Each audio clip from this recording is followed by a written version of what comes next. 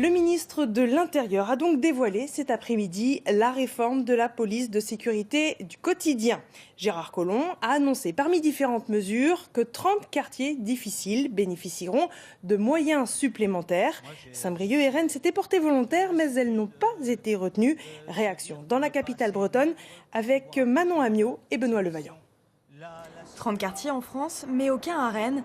À la mairie, candidates pour l'expérimentation, on misait beaucoup sur cette police de sécurité du quotidien, appelée aussi PSQ. Alors forcément, on a été pris de court.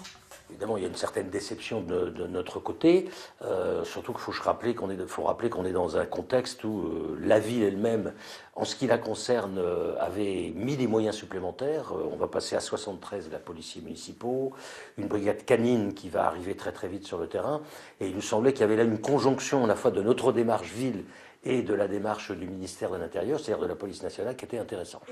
Une vision plus contrastée pour les syndicats qui préfèrent laisser passer une première vague d'expérimentation et espérer en tirer des leçons. Déçu, on ne peut pas être déçu. Je pense que la PSQ, nous on l'a toujours dit, en tout cas pour l'unité GP Police Force Ouvrière, c'est une chose qu'on a toujours accompagnée, enfin qu'on accompagne dans l'idée, puisque c'est pas une mauvaise idée de rapprocher la police et sa population. Maintenant, c'était dans la méthodologie, là où ça nous posait un petit peu plus de problèmes. Aujourd'hui, on voit que ça a été repoussé, que ça sera qu'en septembre et janvier pour les villes qui vont être mises en expérience.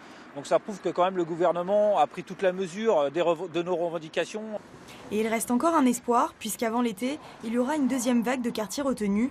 Rennes espère en faire partie. En attendant, le gouvernement a annoncé 500 gendarmes en renfort dans 20 départements, et notamment en Ille-et-Vilaine et dans le Finistère.